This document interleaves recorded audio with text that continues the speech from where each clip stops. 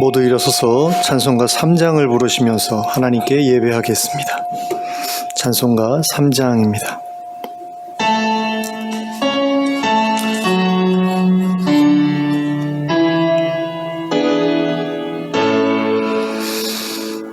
성부 성자와 성령 찬송과 영광 돌려보내세 대초로 지금까지 또 영원 무궁토록 성삼위께 영광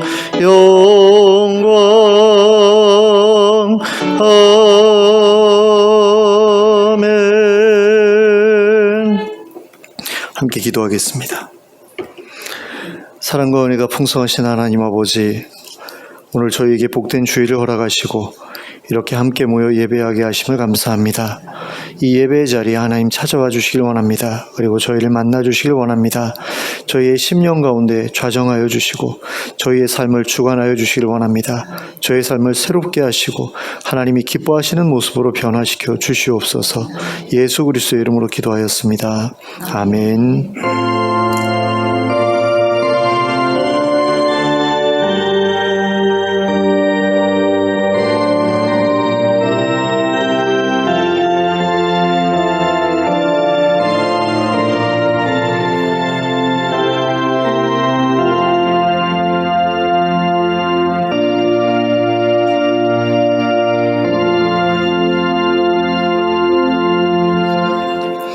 찬송가 15장을 함께 찬송하겠습니다.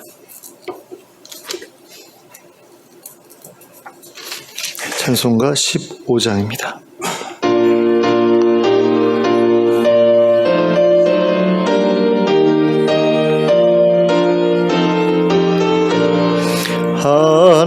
하나님의 크신 사랑 하늘에서 내리사 우리 맘에 항상 계셔 온전하게 하소서. 우리 주는 자비하사 사랑 무한하시니 두려워서 떠는 자를 구원하여 주소서. 걱정 근심 많은 자를 성령 감하시며 복과 은혜 사랑받아 평안하게 하소서. 처음과 끝이 되신 주님 항상 인도하셔서 마귀 유혹하는 것을 속히 끊게 하소서. 전능하신 아버지여 주의 능력 주시고 우리 맘에 힘하셔서 떠나가지 마소서. 항상 돌려 천사처럼 섬기며 주의 사랑 영영토록 찬송하게 하소서. 우리들이 거듭나서 흠이 없게 하시고 주의 크신 구원받아 온전하게 하소서. 영광에서 영광으로 천국까지 이르러 크신 사랑 감격하여 경배하게 하소서. 아멘. 교동문 70 79번 요한복음 15장을 함께 교독하겠습니다. 교독문 79번 요한복음 15장입니다. 함께 교독하겠습니다. 나는 포도나무요 너희는 가지라. 그가 내 안에 내가 그 안에 거하면 사람이 열매를 많이 맺나니 나를 떠나서는 너희가 아무것도 할 수 없으리라. 사람이 내 안에 거하지 아니하면 가지처럼 밖에 버려져 마르나니 사람들이 그것을 모아다가 물에 던져 사르느니라. 너희가 내 안에 거하고 내 말이 너희 안에 거하면 무엇이든지 원하는 대로 구하라. 그리하면 이루리라. 너희가 열매를 많이 맺으면 내 아버지께서 영광을 받으실 것이요 너희는 내 제자가 되리라. 아버지께서 나를 사랑하신 것 같이 나도 너희를 사랑하였으니 나의 사랑 안에 거하라. 내가 아버지의 계명을 지켜 그의 사랑 안에 거하는 것 같이 너희도 내 계명 지키면 내 사랑 안에 거하리라. 내가 이것을 너희에게 이름은 내 기쁨이 너희 안에 있어 너희 기쁨을 충만하게 하려 함이라. 아멘. 사도신경으로 우리의 신앙을 고백하겠습니다. 전능하사 천지를 만드신 하나님 아버지를 내가 믿사오며 그 외아들 우리 주 예수 그리스도를 믿사오니 이는 성령으로 잉태하사 동정녀 마리아에게 나시고 본디오 빌라도에게 고난을 받으사 십자가에 못 박혀 죽으시고 장사한 지 사흘 만에 죽은 자 가운데서 다시 살아나시며 하늘에 오르사 전능하신 하나님 우편에 앉아 계시다가 저리로서 산 자와 죽은 자를 심판하러 오시리라. 성령을 믿사오며 거룩한 공회와 성도가 서로 교통하는 것과 죄를 사하여 주시는 것과 몸이 다시 사는 것과 영원히 사는 것을 믿사옵나이다. 아멘. 모두 자리에 앉으셔서 찬송가 197장을 부르시면서 하나님께 봉헌드리겠습니다. 찬송가 197장입니다.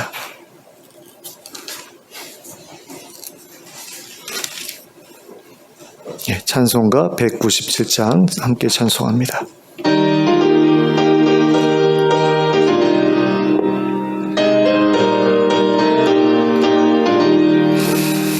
은혜가 풍성한 하나님은 믿는 자 한 사람 한 사람 어제도 오늘도 언제든지 편찮고 보호해 주시네. 주여 성령의 은사들을 오늘도 내리어 주소서. 성령의 뜨거운 불길로서 오늘도 충만케 하소서. 정욕과 죄악에 물든 맘을 성령의 불길로 태우사 정결케 하소서. 태우소서. 깨끗게 하여 주옵소서. 주여 성령의 은사들을 오늘도 내리어 주소서. 성령의 뜨거운 불길로서 오늘도 충만케 하소서. 희생의 제물로 돌아가신 어린 양 우리 주 예수여 구속의 은혜를 내리시사 오늘도 구원해 주소서. 주여 성령의 은사들을 오늘도 내리어 주소서. 성령의 뜨거운 불길로서 오늘도 충만케 하소서. 주님의 깊으신 은혜만을 세상에 알리소 나리니 하늘의 능력과 권세로서 오늘도 이루옵소서. 주여 성령의 은사들을 오늘도 내리어 주소서. 성령의 뜨거운 불길로서 오늘도 충만케 하소서.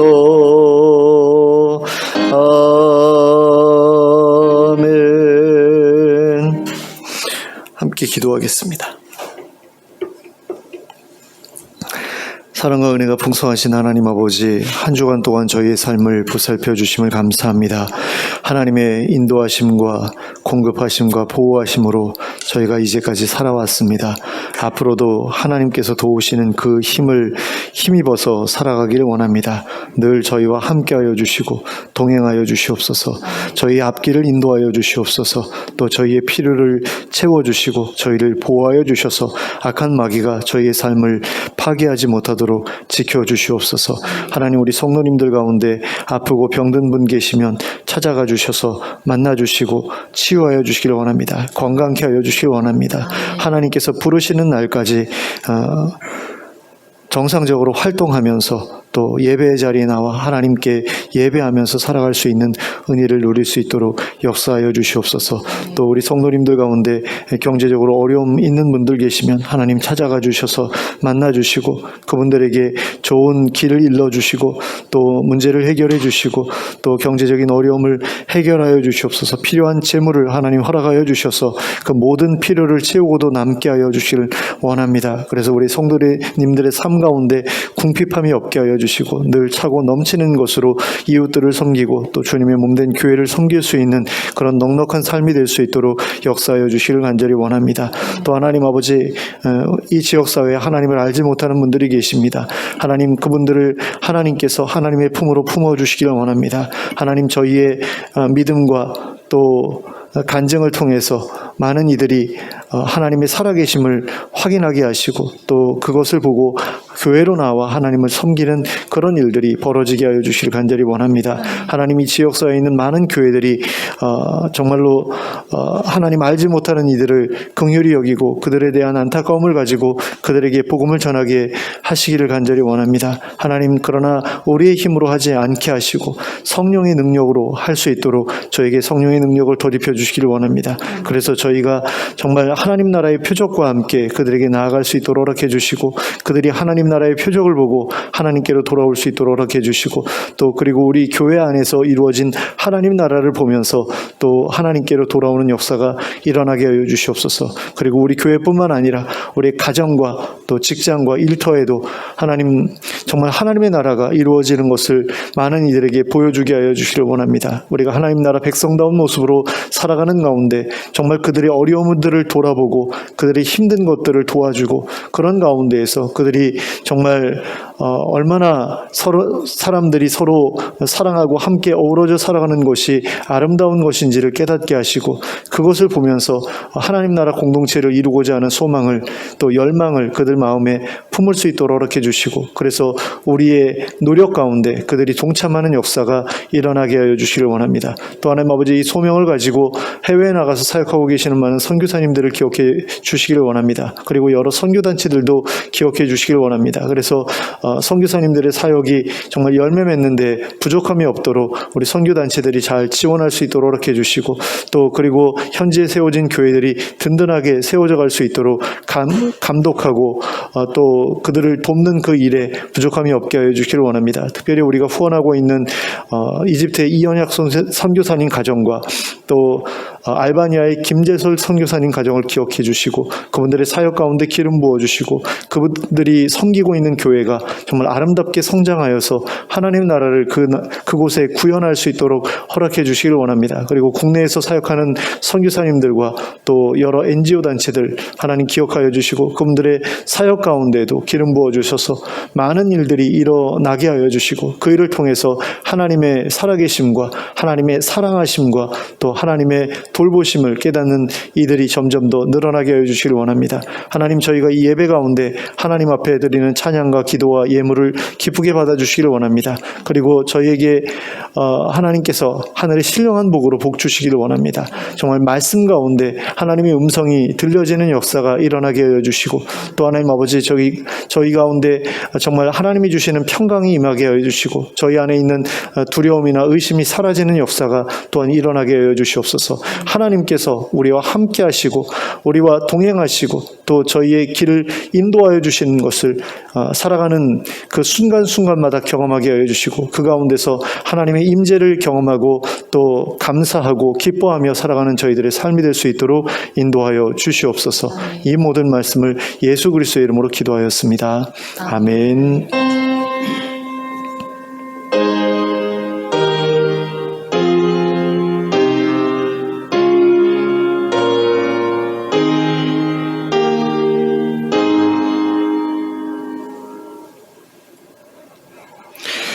예, 교회 소식 말씀드리겠습니다. 주보를 보시면 교우들의 명단이 있는데요.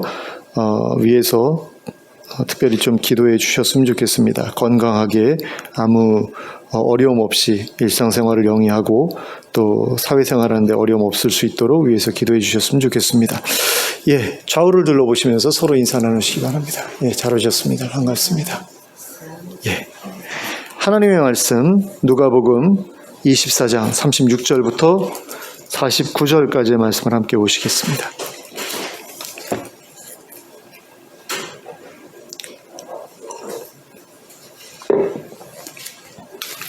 누가복음 24장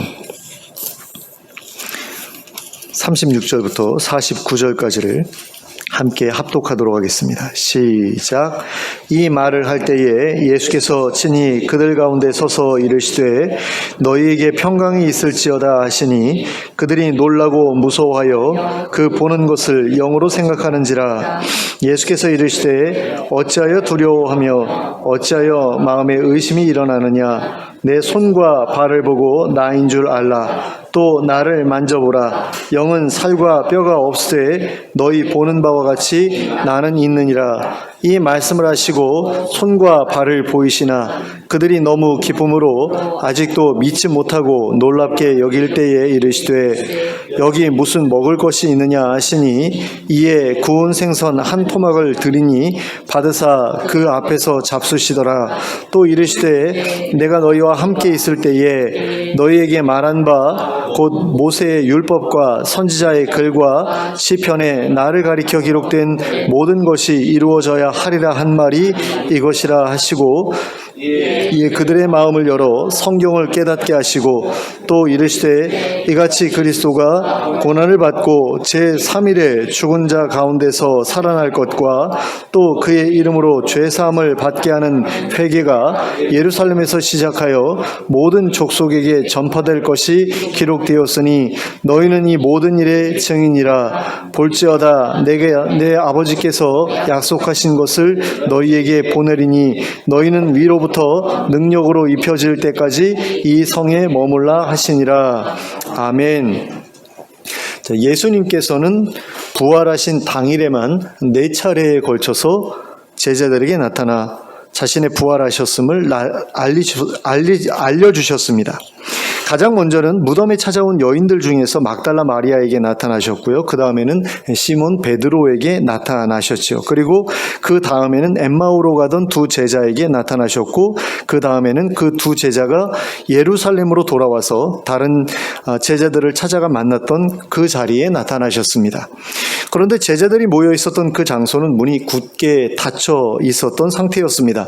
대제사장이 보낸 사람들이 제자들을 잡으러 올 수도 있었기 때문에 내부에 아무도 없는 것처럼 꾸며놓고 문을 굳게 걸어 잠그고 있었던 것입니다. 그런데 예수님께서는 아무 기척도 내지 않으시고 갑작스럽게 그들 가운데 모습을 드러내셨습니다. 그리고 제자들을 향해 평강이 있을지어다라고 하시며 인사하셨습니다.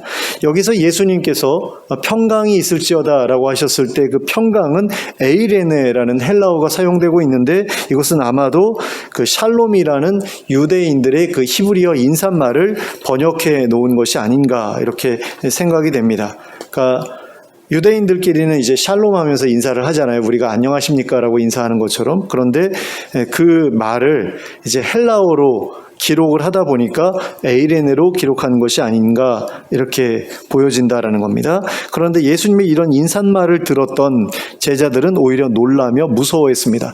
평강이 있을지어다라고 하셨는데 오히려 놀라고 무서워했다라는 거죠. 자기들이 보는 것을 영으로 생각했기 때문입니다. 그러니까 영이라고 이야기하는 것은 우리 말로 하면 영혼인 거죠. 그래서 십자가에서 죽은 예수님의 영혼이 자기들 앞에 나타났다 이렇게 생각을 한 겁니다. 근데 한번 생각해 보셨으면 좋겠습니다. 지금까지 이 사람들은 부활하신 예수님을 만났다는 사람들의 이야기를 서로 나누던 중이었습니다. 막달라 마리아도 부활하신 예수님을 만났다라고 말했고요. 시몬 베드로도 부활하신 예수님을 만났다라고 말했거든요. 그리고 엠마오로 가던 두 제자도 부활하신 예수님을 만나서 예루살렘으로 다시 돌아왔다는 이야기를 그 자리에서 하고 있었던 중이었습니다. 그런데 부활하신 예수님께서 막상 그들 앞에 나타나셨더니 이 제자들이 그분을 부활하신 예수님이라고 생각하지 못하고 오히려 무서워했다라는 거죠. 그저 돌아가신 예수님의 영혼이라고 생각했던 겁니다. 우리말로 바꾸어 말하면 예수님이 죽어서 귀신이 돼서 나타났다 이런 식으로 생각을 했다라는 겁니다. 그러면 그들이 자기들 앞에 나타나신 예수님을 돌아가신 예수님의 영혼이라고 생각했던 이유는 무엇 때문이었겠습니까? 그것은 예수님께서 그들 앞에 나타나실 때에 문도 열어드리지 않았는데 아무 기척도 없이 갑작스럽게 호련히 그 자리에 나타나셨기 때문입니다. 그래서 그들은 그 자리에 계신 분이 살아계신 예수님이라고 생각하지 못했습니다. 살아있는 사람이라면 그렇게 나타날 수 없다라고 생각했기 때문입니다. 물론 예수님께서는 엠마오로 가던 제자들과 헤어질 때에도 호련히 자신의 모습을 감추셨습니다. 그리고 막달라 마리아나 시몬 베드로에게 나타나셨을 때에도 이렇게 호련히 나타나셨다가 호련히 사라지셨을 수 있습니다. 하지만 대다수의 제자들은 부활하신 예수님을 처음으로 만나 뵙게 된 상태였죠. 그러므로 그들은 놀라지 않을 수 없었고 무서워하지 않을 수가 없었던 겁니다. 그런데 예수님께서는 그렇게 두려워하던 제자들에게 위로의 말씀을 건네시기는커녕 도리어 책망하는 어조로 이렇게 말씀하셨습니다. 38절 말씀입니다. 어찌하여 두려워하며 어찌하여 마음에 의심이 일어나느냐. 자, 그러면 예수님께서 제자들에게 이렇게 말씀하신 이유는 무엇일까요? 그것은 예수님께서 그들에게 기대하고 계시던 것이 있었는데 그것을 제자들이 만족시켜드리지 못했기 때문입니다. 예수님께서는 당신의 제자들이 당신의 말을 믿고 당신의 부활을 기대하면서 기다리고 있었으면 하는 그런 기대를 가지고 계셨습니다. 하지만 제자들 중에 예수님의 부활을 믿고 기다렸던 제자는 단 한 사람도 없었지요. 그래서 예수님께서는 앞서 엠마오로 가던 두 제자를 만나셨을 때에도 그들을 향해서 미련하고 선지자들이 말한 모든 것을 마음에 더듬이는 자들이여 라고 하시면서 책망하셨습니다. 그러므로 이번에 하신 말씀 역시 믿음 없는 제자들에 대한 예수님의 실망감을 표현하신 것이라고 할 수 있을 것입니다. 그런데 예수님께서는 당신의 제자들이 그러한 의심과 두려움에 계속해서 머물러 있는 것을 원치 않으셨습니다. 거기서 벗어나기를 원하셨죠. 그래서 의심에서 벗어나서 믿음을 갖게 되기를 원하셨고 두려움에서 벗어나서 담대함을 갖기를 원하셨습니다. 그래서 그들을 의심과 두려움 가운데서 벗어나게 하시기 위해서 두 가지 일을 행하셨습니다. 예수님께서 제자들을 의심과 두려움에서 벗어나게 하시고자 행하셨던 첫 번째 행동은 바로 당신의 손과 발을 보여주시면서 만져보게 하신 것이었습니다. 39절과 40절 말씀입니다. 내 손과 발을 보고 나인 줄 알라. 또 나를 만져보라. 영은 살과 뼈가 없으되 너희 보는 바와 같이 나는 있느니라. 이 말씀을 하시고 손과 발을 보이시나. 자, 예수님께서 제자들에게 손과 발을 보여주신 이유는 자신이 영이 아니라 살과 뼈를 가지고 있는 사람이라는 것을 알려주시기 위해서였습니다. 그리고 동시에 자신의 손과 발에 있는 못자국을 보면서 자신이 십자가에서 죽었던 바로 그 예수라는 사실을 제자들이 알게 되기를 바라셨기 때문이었습니다. 하지만 예수님의 제자들은 예수님께서 자신의 손과 발을 보여주셨음에도 불구하고 자기들 앞에 계신 분이 부활하신 예수님이라는 사실을 믿지 못했습니다. 그래서 한편으로는 기쁜 마음이 차오르는 것을 느끼면서도 다른 한편으로는 놀란 마음을 진정하지 못했다라고 기록하고 있는 것을 볼 수 있습니다. 그러자 예수님께서는 그들에게 여기에 무슨 먹을 것이 있느냐고 물으시고는 제자들이 구운 생선을 내어드리자 제자들 앞에서 그것을 드셨습니다. 그리하여 자신이 영이 아니라 살아있는 사람이라는 것을 증거해 보이셨습니다. 이처럼 예수님께서는 제자들의 의심과 두려움을 없애주시기 위해 자신의 손과 발을 보여주시고 그것을 만져보게 하셨을 뿐만 아니라 그들 앞에서 음식 드시는 모습까지 보여주셨습니다. 그리고 그럼으로써 당신의 제자들이 의심과 두려움에서 벗어나 평강을 누리게 되기를 바라셨습니다. 그러니까 평강을 누리게 되기를 원하셨는데 그것뿐만 아니라 이제 믿음, 확신이 생기기를 원하셨고 또 담대함이 생기기를 원하시기도 했죠. 자, 예수님께서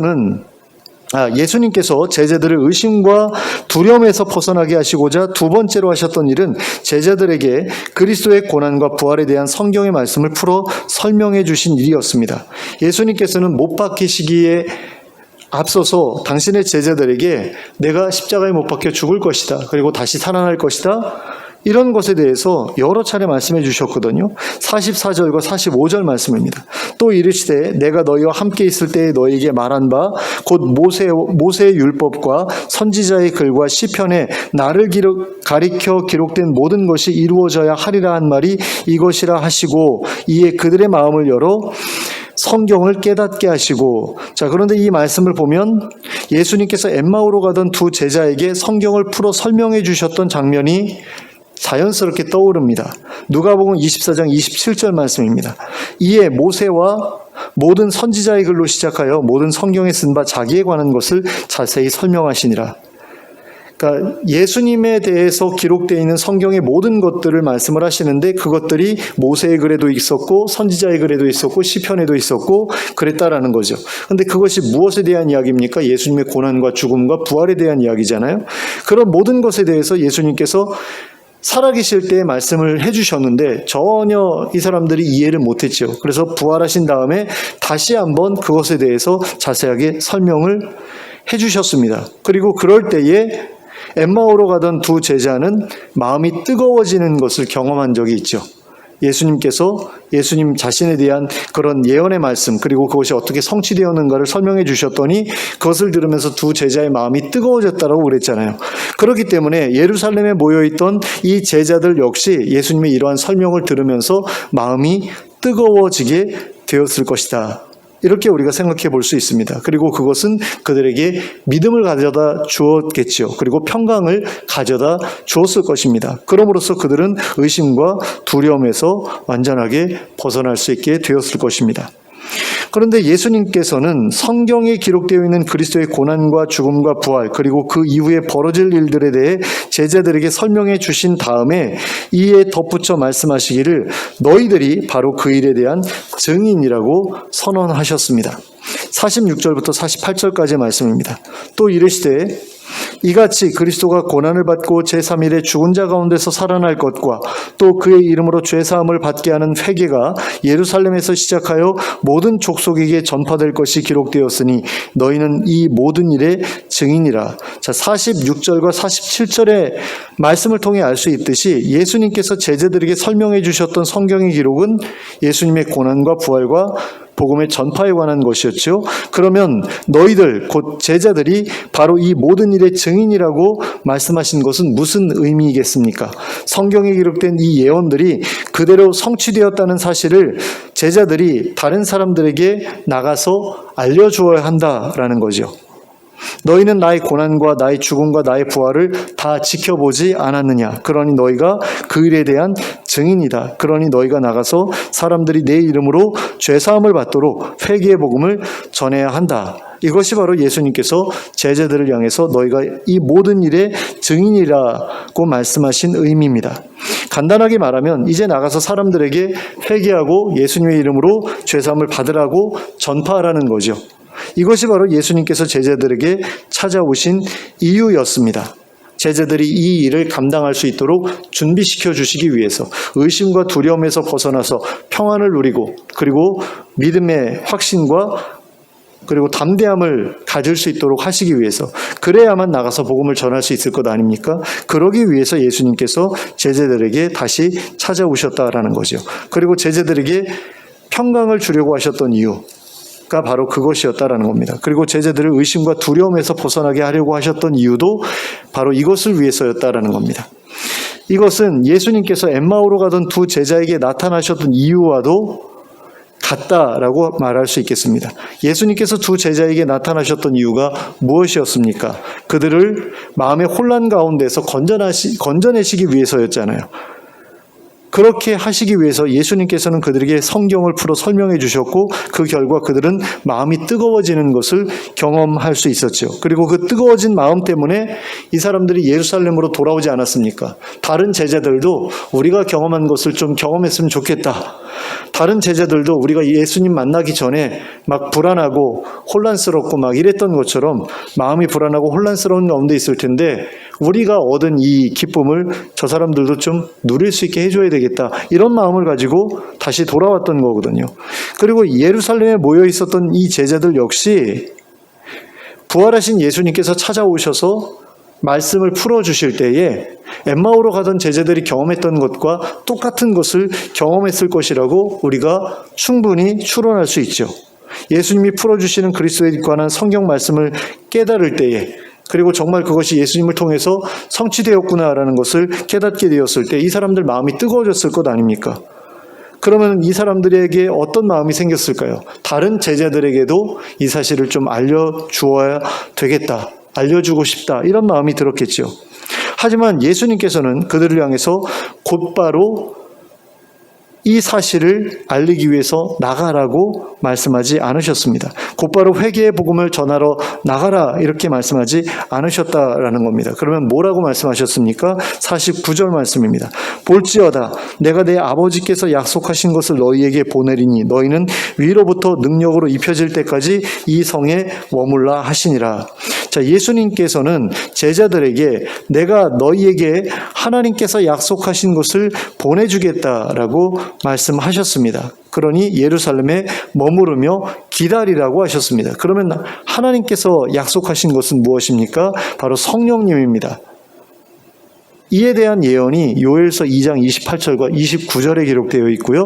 이것이 사도행전에서 다시 한번 성취된 것으로 이제 반복해서 소개되고 있죠. 제가 읽어드릴게요. 그 후에 내가 내 영을 만민에게 부어 주리니 너희 자녀들이 장래일을 말할 것이며 너희 늙은이는 꿈을 꾸며 너희 젊은이는 이상을 볼 것이며 그때 내가 또 내 영을 남종과 여종에게 부어줄 것이며. 예수님께서 말씀하신 하나님의 약속하신 것이 바로 이것이었다라는 거죠. 하나님께서는 말세에 당신의 영을 당신의 백성들에게 부어주겠다고 약속하셨습니다. 그리고 그로 인해 당신의 백성들이 여러 가지 능력을 행할 것이다 라고 말씀해 주셨는데요. 장래일을 말하게 되고 또 꿈을 꾸게 되고 이상을 보게 되는 그런 일들을 경험하게 될 것이다 라고 말씀하셨죠. 그리고 예수님께서는 이러한 일들을 뭐라고 표현하셨냐면 위로부터 능력으로 입혀지는 것이다 라고 이렇게 말씀하셨습니다. 위로부터 능력으로 입혀질 때 이와 같은 특별한 일들이 일어나게 될 것이다라는 거죠. 그러면 예수님께서는 어째서 제자들에게 위로부터 능력으로 입혀질 때까지 기다리라고 하신 것일까요? 어째서 곧바로 나가서 회개의 복음을 전하라고 하시지 않으셨던 것일까요? 그것은 회개의 복음을 전하기에 앞서 능력을 덧입는 일이 반드시 필요하다라고 예수님께서 생각하셨기 때문입니다. 우리가 예전에 살펴보았던 것처럼 세례 요한도 사람들 앞에서 회개의 복음을 전하기에 앞서 무슨 일을 했습니까? 광야에 머무르면서 위로부터 능력이 입혀질 때까지 기다렸죠. 그래서 하나님께서 이제 가서 복음 전해라 할 때까지 광야에서 계속해서 머물렀잖아요. 근데 광야에서 아무것도 안 하고 있었을까요? 그렇지는 않았을 겁니다. 하나님과 깊은 교제를 나누고 있었겠지요. 어쩌면 예수님처럼 금식하면서 하나님께 기도하고 있었을 수도 있습니다. 근데 그렇다라고 기록되어 있지는 않죠. 근데 어쨌든 광야에 머물렀던 이유는 분명합니다. 위로부터 능력이 입혀질 때까지 기다렸던 것이다. 우리가 이렇게 생각할 수 있는 거고요. 그리고 예수님께서도 사람들 앞에서 회개의 복음을 전하시기에 앞서 성령님의 인도하심을 따라 40일 동안 광야에 머무르시면서 위로부터 능력이 입혀질 때까지 기다리셨습니다. 이때는 이제 40일 동안 금식하시면서 기다리셨죠. 그리고 위로부터 능력이 입혀진 후에는 사단의 시험을 받으셨고요. 그 시험을 통과하신 후로부터 사람들에게 하나님 나라 복음을 전파하시기 시작하셨습니다. 그러므로 예수님께서 제자들에게 요구하셨던 이 일은 전혀 새로운 것이 아니었다는 것을 알 수 있습니다. 세례 요한도 예수님도 경험하셨던 일이었습니다. 그러므로 제자들에게도 이 일이 필요한 일이다라고 예수님께서는 자연스럽게 생각하실 수밖에 없으셨던 거죠. 하나님께서 더딥혀 주시는 능력이 없이 회개의 복음을 전하는 것은 불가능한 일이다. 아마 이렇게 생각하시지 않았을까라는 생각이 듭니다. 하나님의 능력을 힘입지 않는다면 어떻게 다른 사람들로 하여금 자신이 죄인이라는 사실을 깨닫게 해줄 수 있겠습니까? 우리가 복음을 전할 때 당신은 죄인입니다 라고 이야기를 하면 그거 누가 쉽게 받아들여요? 그렇지 않잖아요. 기분 나빠하잖아요. 그렇기 때문에 하나님의 능력을 덧입는 일이, 힘입는 일이 필요하다라는 거죠. 복음을 전할 때. 그리고 하나님의 능력을 힘입지 않는다면 그 어떤 사람이 자신의 죄인됨을 깨닫고 하나님 앞에 회개하며 돌아올 수 있겠습니까? 하나님의 능력을 보고 하나님의 살아계심을 확신하지 않는데 어떻게 자신의 죄인됨을, 내가 하나님 앞에서 죄인입니다라는 고백이 나올 수 있겠습니까? 또 하나님의 능력을 힘입지 않는다면 어떻게 사람들로부터 당할 조롱과 핍박에 대한 두려움을 이겨내고 회개의 복음을 전하러 나갈 수 있겠느냐라는 거죠. 그러므로 제자들이 회개의 복음을 전하기 위해서는 위로부터 입혀지는 능력이 반드시 필요했다라는 겁니다. 그런데 여기서 우리가 한 가지 반드시 짚고 넘어가야 될 부분이 있습니다. 그것이 무엇이냐면 예수님께서 위로부터 입혀지는 능력에 대해 말씀하시면서 제자들에게 그것을 내가 주겠다라고 말씀하시지 않고 성령님을 통해 받으라라고 말씀하셨다라는 것입니다. 그리고 지금 당장 받으라는 게 아니라 나중에 받게 될 것이다라고 말씀하셨다라는 거죠. 그러면 그 이유는 무엇 때문일까요? 사실 예수님의 제자들에게는 이미 예수님을 통해 귀신을 내쫓고 병을 고치는 능력을 받아서 사역했었던 경험이 있었습니다. 그런데 예수님께서 제자들에게 주셨던 능력은 예수님께서 성령님을 통해서 하나님께 받아서 사용하셨던 능력이었거든요. 그러니까 하나님께서 성령님을 통해서 예수님께 주셨던 능력을 제자들에게 나누어 주셨어요. 근데 지금 예수님이 어디로 가시게 되죠? 앞으로 하나님 보좌 우편으로 올라가시게 되죠. 그러면 지금 사도들은 예수님한테 그 능력을 다시 받는다고 하더라도 그 이후에 제자가 되는 사람들은 누구로부터 능력을 받아서 사역할 수 있겠느냐라는 거죠. 성령님으로부터 받아서 사용해야 되는데, 그 능력을 사용해야 되는데, 그러려면 사도들부터 성령님으로 받아서 성령님으로부터 능력을 받아서 사용해야 그 뒤에 이어지는 제자들도 우리들도 저 사도들처럼 성령님으로부터 능력을 받을 수 있겠구나라고 생각할 것 아닙니까?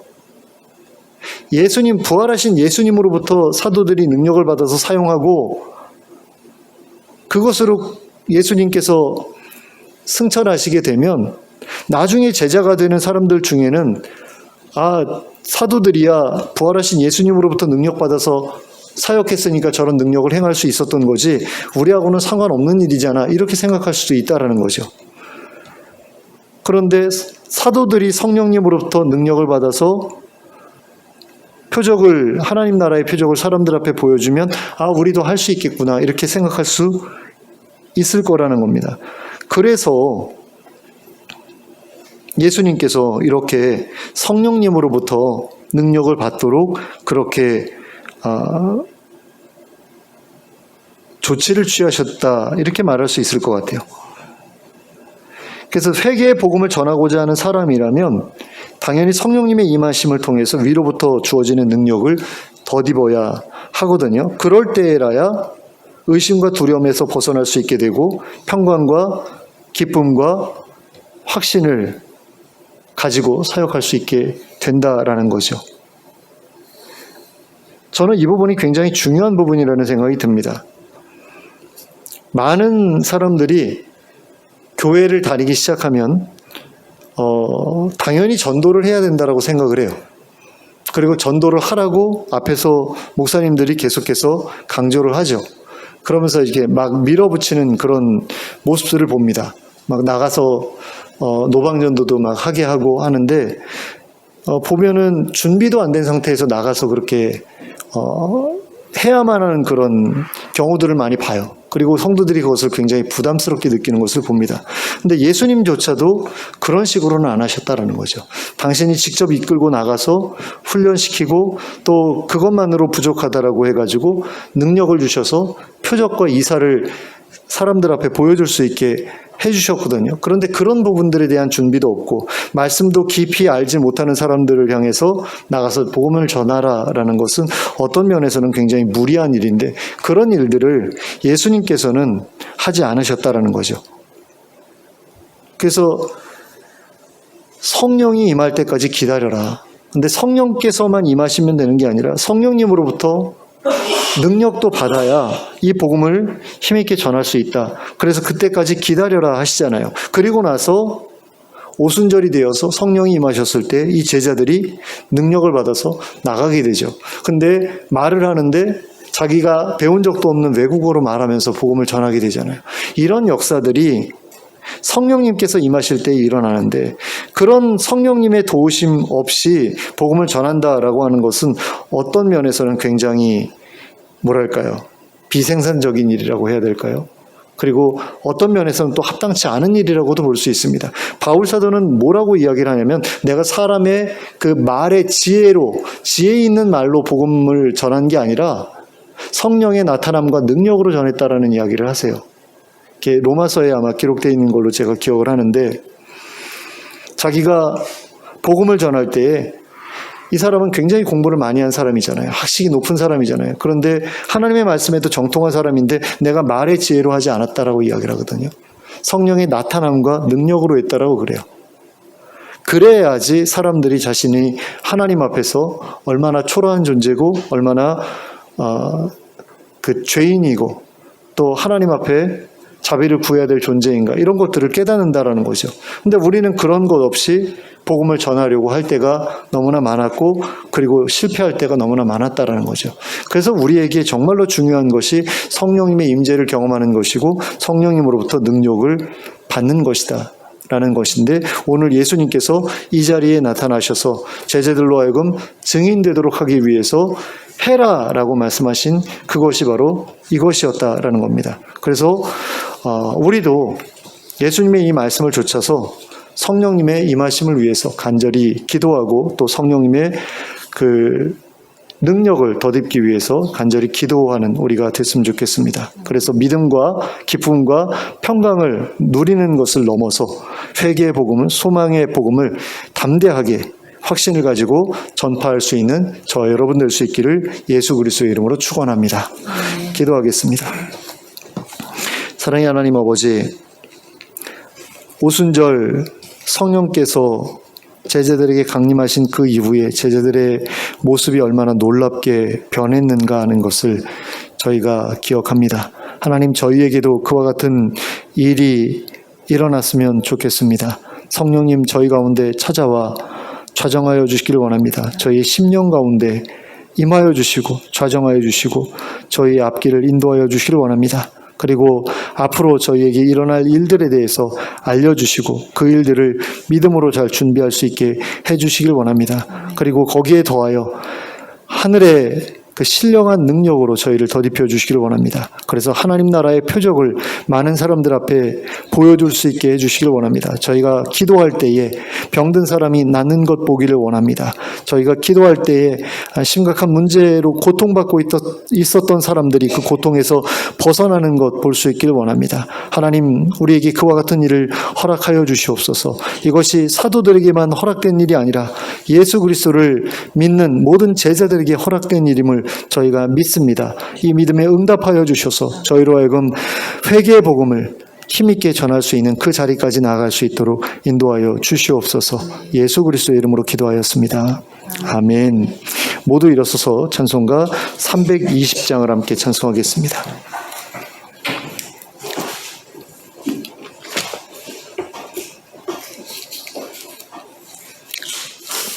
찬송가 320장입니다.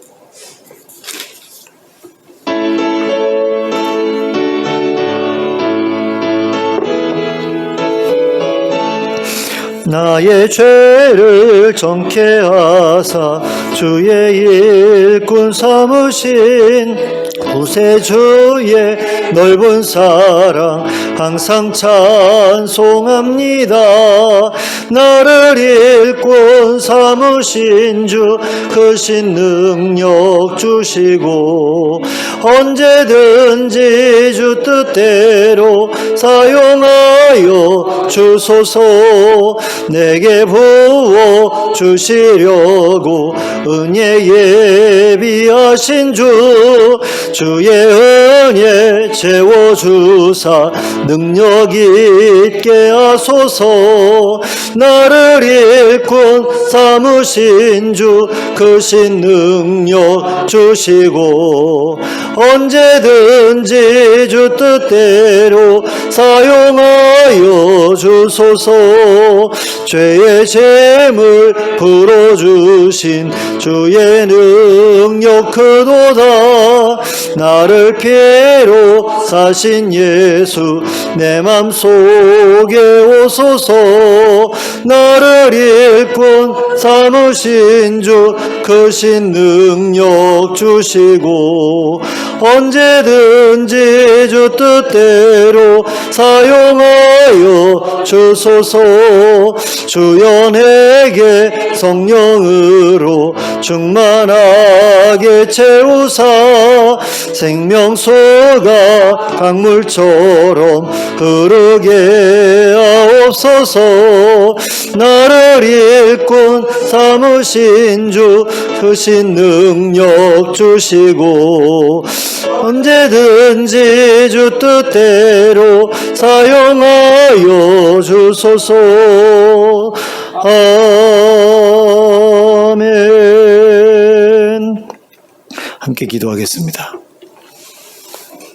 이제는 우리 주 예수 그리스도의 은혜와 하나님 아버지의 극진하신 사랑과 성령님의 감동감화 교통하심이 성령의 임하심과 능력 주심을 경험함으로 말미암아 주님의 증인으로 살아가기에 부족함 없는 자로 서게 되기를 소원하는 주의 백성들 머리 위에 지금부터 영원토록 함께 하실지어다. 아멘.